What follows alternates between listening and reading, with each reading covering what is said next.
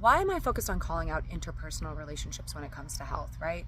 Because our environment is a direct reflection of our internal experience, right? And we live in such an externally focused environment, and most people are sitting in a space of trying to get the things around them to change, right? Complaining about our environment, complaining about the people around us, complaining about everything, right? But not taking any accountability to do that. Healing within ourselves, right? Your relationship is just a reflection of you. It's just a reflection of what you're experiencing inside. And so instead of us looking at what's happening in our lives as a problem, right? And sitting in those feelings and perpetuating our own suffering and environment, right? When we go inside and we look at the reasons why we've created the environment around us, why certain people are in our lives, how we show up in those dynamics, right? Those become our keys to unlocking ourself and aligning with our most authentic self. And then we can create healthy dynamics, right? I'm speaking on this from a place of my own journey, right? I've been in horrible relationships. I've also had really incredible relationships, right? And again, in all interpersonal relationships, right? Whether that's friends, whether that's business, whether that's partnership, right? If you're truly being honest with yourself, is there some story that you're going around and saying, oh, everybody does this to me, right? Everybody treats me this way, right? People always take advantage of me, right? There's some kind of story that you're telling about yourself in relation to other people that people are literally only reflecting to you. It's your experience, right?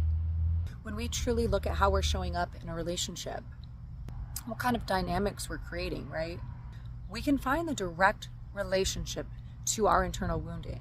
Your internal experience is creating your environment, not the other way around. And collectively, right, everyone is emotionally louder. But if you notice, everybody is going around telling everybody else what they need to do. If only these people would do this, I would be happy. If only these people would take accountability, I would be better. If only these people, then I would be better, right? If only these people, I would be happy. If it weren't for these people, I wouldn't have any problems, right? Is that the story you're telling yourself? What kind of story are you telling yourself? Stop blaming somebody or a group of people or a circumstance or an environment for your reality, right? Stop blaming other people for your experience. You are choosing to participate in whatever you are choosing to participate in, right? Take accountability for yourself, for your actions and your place in this realm. That's who you need to hold accountable, yourself. You're holding everybody else around you accountable except yourself. And be honest with yourself, where is it getting you? Validating your own insecurities, validating your own beliefs, validating your frustrations, your suffering, making it so you don't actually have to take accountability for change in your own life. If everybody else changes, I don't have to, right? This is emotional immaturity. The reason for picking apart your interpersonal dynamic is so that you can look at that and you can see your behavior and you can look at what wounding is creating unhealthy connection, right? When you address that wounding, you heal that space and then you stop repeating that pattern. That's the shift. Really think about this. How long have you been in the same loop with the same person telling the same story that you don't like? Whose fault is that? And it's not about fault. I'm not even trying to say it's your fault. I'm trying to say take responsibility for yourself. That's not somebody else's fault. You're there. You're in the relationship, right? How long are you going to sit and complain about somebody that you stay with, right? How long are you going to sit around and complain about someone treating you a certain type of way and you're still there? It's real. I've been there. You don't change somebody, you change you.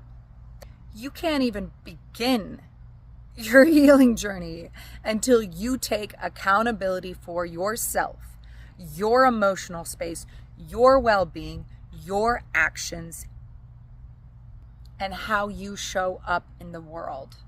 You are creating your own suffering.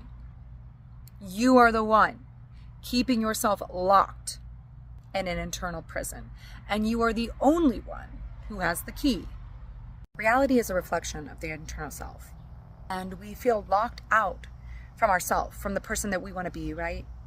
And we get stuck in these storylines in which it's our environment. Our environment is the reason. The people around us are the reasons. We get stuck in a world where we're blaming the things around us for our problems instead of recognizing our external environment as a direct reflection of our own internal experience. When you change your perspective of the world to recognizing yourself as the center point of your experience, that you are then creating the reality you live in, then you can begin to come from a place of internal adjustment and alignment with what's meant for you. If you stay in a realm where other people, places, and experiences are the reason for your internal suffering, then you are imprisoning yourself in a belief system conditioned by something outside of yourself. That's you giving your power away. That's you in victim mentality. If you believe other people are the reason for your suffering, then you have handed your freedom, your power, and your mind to somebody else, to something outside of you. When you control your own mind, your own emotional well-being, then you get clear on why things are showing up in your life, why people are showing up in your life, and then you learn how to respond to those things.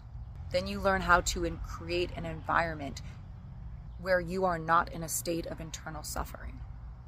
You will never find this outside of yourself. I don't care how many people you meet, places you go, you will never solve this outside of yourself. And if you are in a state of mind where other people are responsible for your suffering, you're going to continue to create environments where you are suffering at the extent of somebody else, right? You're locked out of this version of you, and it's everybody else's fault. If only you were this, right? If only you had that. If only you this, right? If only that. You are using your environment as an excuse to not evolve, to not heal, to not grow.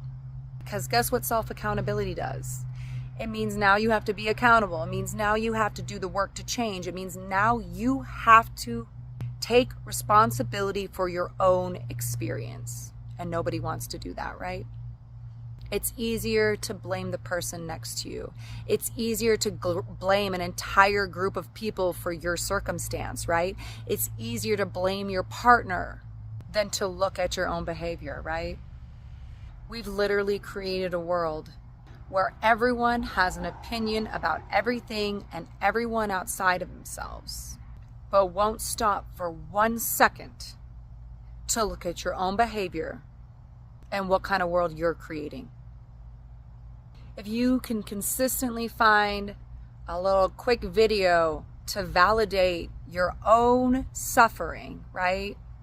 Then you can continue to live a lie and you don't have to change. If everybody else does better, you don't have to, right? What are you really standing on internally? What beliefs make up the foundation of your reality? What stories are you telling yourself and others to validate the hell you don't want to change? When we stop looking outside of ourselves from the answers and realize everything is within inside of us, and then we're creating that outside of us, then we can look at the environment and then we can see those pieces, and then we can say, oh, you know what? I keep creating this type of environment because you're looking at that pattern so you can look at it and see it and do something different, right? Conditioning isn't made or recognized, right, to validate you continuing to behave in a way that is non-conducive to your development, right? The point of pattern recognition is so that we can shift the pattern if it's not cohesive.